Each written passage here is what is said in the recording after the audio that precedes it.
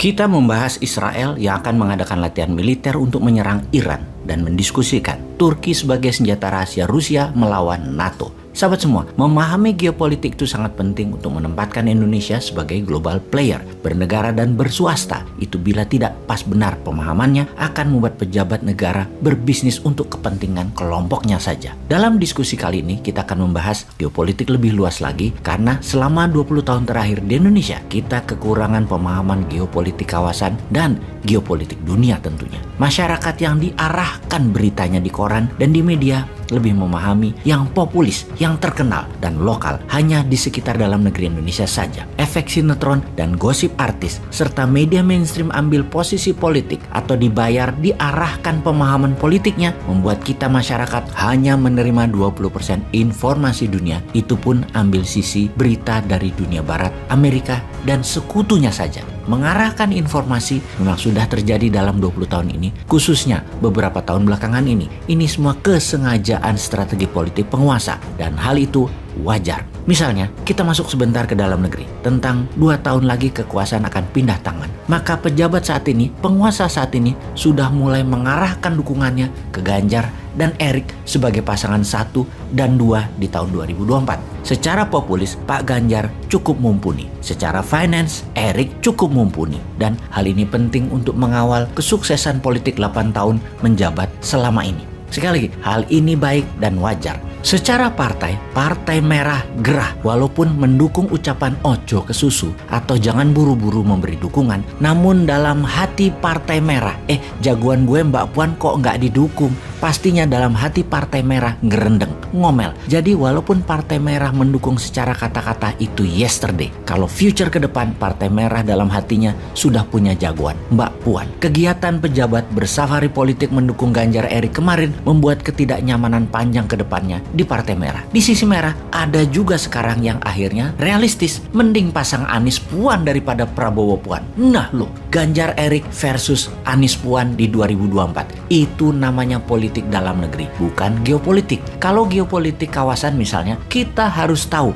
ada beberapa negara baru muncul di tetangga kita. Kita mau ambil posisi apa? Lalu Perdana Menteri Australia yang baru, itu teman Indonesia atau seperti yang lalu-lalu menganggap Indonesia adalah threat from the north? Atau tindakan Singapura melarang UAS masuk ke Singapura itu bagian dari tekanan Amerika atau memang kebijakan dalam negeri Singapura? Nah, hal seperti ini penting untuk difahami bagi Indonesia sebagai langkah geopolitik kawasan agar tidak dikendalikan negara lain. Memahami geopolitik kawasan dan dunia, semua itu penting di dalam membuat Indonesia kelak menjadi negara superpower di tahun 2045. Atau hanya membuat Indonesia jadi negara pasar untuk membeli produk-produk hasil negara lain. Atau juga hanya jadi negara penyuplai bahan baku mentah seperti selama ini. Indeks manufaktur dan produksi industri hampir dikatakan tidak tumbuh. Hasil tambang, pertanian, dan perikanan kalau tidak diolah sebagai bahan jadi atau bahan setengah jadi, ya tidak ada nilai tambahnya. Jangan mengatakan kita GDP-nya meningkat dan besar kalau penghasil GDP tersebut adalah perusahaan FDI asing dan usaha milik oligar. Jadi bersama channel ini kita memberikan wawasan tambahan, mungkin sedikit namun tujuannya agar sahabat menyadari potensi Indonesia yang belum digarap sempurna karena lemahnya memahami geopolitik luar negeri negara dan bangsa lain. Kita harus paham bagaimana Botswana, Switzerlandnya Afrika bermain di antara konflik dan negaranya tidak punya laut alias landlocked tapi bisa menjadi negara terkaya dan tercepat pertumbuhannya dalam 40 tahun terakhir. Memahami negara Nigeria, Tiongkoknya Afrika yang memfokuskan negaranya menjadi negara digital terdepan. Memahami mengapa negara-negara Nordik, negara utara Eropa kaya-kaya. Karena apa? Padahal tidak punya sumber daya alam. Memahami 5 negara Asia Tengah, memahami langkah Saudi dengan Aramco-nya, memahami gejolak di negara-negara selatan Pasifik, dan memahami kekeringan di Amerika Latin yang selalu membuat politik dalam negeri kawasan tersebut selalu ribut dan memilih menjadi penyuplai drug, obat-obatan terlarang seperti dilakukan juga oleh Thailand, Tiongkok, Myanmar, dan Afghanistan juga. Ketika Iran dalam beberapa bulan ini meningkatkan bantuan senjata ke Hamas di Palestina dan Hizbullah di Lebanon, maka Israel mulai menjadi agresif. Israel adalah negara kecil dengan wilayah hanya sebesar Pulau Madura, dikelilingi 18 negara musuhnya secara ideologi. Maka untuk terus hidup, Israel menggandeng Amerika dan Inggris selalu di belakang mereka. Jadi tidak heran di kawasan Timur Tengah tersebut Amerika dan Inggris selalu bercokol dengan dalil kendali atas minyak bumi dan gas alam. Memang secara dagang Amerika lah yang mengontrol 70% minyak bumi di dunia ini. Saudi, Irak, Kuwait, Qatar, Emirat misalnya adalah negara penghasil, namun menjualnya urusan Amerika, mendistribusikannya urusan Amerika, kapal tankernya urusan Amerika, tangki-tangkinya urusan Amerika, teknologinya urusan Amerika. Di luar Amerika, saat ini mungkin hanya Rusia yang memahami minyak dan gas secara teknologi dan secara distribusi. Rusia ada di Iran, Rusia ada di Turki, Rusia ada di Tiongkok, Rusia ada di negara Asia Timur seperti di Uzbekistan, Kyrgyzstan, Azerbaijan, dan lain sebagainya untuk minyak dan gas bumi sebagai perusahaan teknologi dan mitra usaha. Kembali ke Israel, negara kecil yang dikelilingi musuh tersebut, kalau ditanya siapa Israel enemy number one, maka pasti jawabannya adalah Iran. Secara teritori, Iran-Israel tidak ada perselisihan teritori, tidak ada perselisihan wilayah karena tidak menempel negaranya. Permusuhan Iran dan Israel adalah permusuhan ideologi. Keduanya sudah tahunan saling mengancam dan saling membunuh menggunakan operasi intelijen di banyak negara atas pejabatnya masing-masing. Bulan lalu, Ibrahim Raisi, Presiden Iran, terang-terangan mengancam Israel yang sedang menekan Palestina.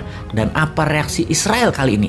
Israel mengadakan latihan perang-perangan di gurun dan menyatakan dengan jelas latihan perang ini untuk menyerang Iran. Codename operasi Israel kali ini disebut Chariot of Fire, di mana latihan perang ini mirip dengan drill atau tindakan militer Rusia sebelum masuk Ukraina, terbesar dalam sejarah Israel karena seluruh tentaranya dan pasukan cadangan wajib militer warganya ikut simulasi perang kali ini. Apa sesungguhnya tujuan Israel? Satu, sebagai pembiasaan high level readiness, kesiapan perang level tingkat tinggi. Dua, meningkatkan kapasitas tentara Israel. Dan ketiga, menyiapkan tentara Israel dan warganya untuk multi-front war dan perang jangka panjang jika semua ini terjadi. Israel mengatakan persiapan ini penting dan wajib dilakukan karena ancaman Iran makin meningkat karena memang Iran berencana menyerang Israel di masa Ibrahim Raisi ini serius digarap. Di mana jelas Raisi mengatakan Iran siap menyerang Israel kapan saja Iran mau lakukan. Just one wrong move Israel, Iran serang. Sementara di Yerusalem, sejak 2 bulan ini tegang. Suasana perang warga di bawah ancaman laras senjata Israel. Latihan militer itu akan diselenggarakan 29 Mei 2022 ini, di mana pasukan Amerika dan Inggris, bagian dari latihan perang tersebut, sudah hadirkan kapal induk, jet fighter, pesawat pengisi bahan bakar di udara, dan 3.000 tentara. Bahkan Joint Force Chief Army atau Panglima Tentara Gabungan Amerika mengirim Michael Kurilla akan ikut hadir dalam drill militer latihan perang kali ini. Sahabat, pesan apa yang kalian terima dengan informasi kali ini? Lalu, Indonesia harus bagaimana?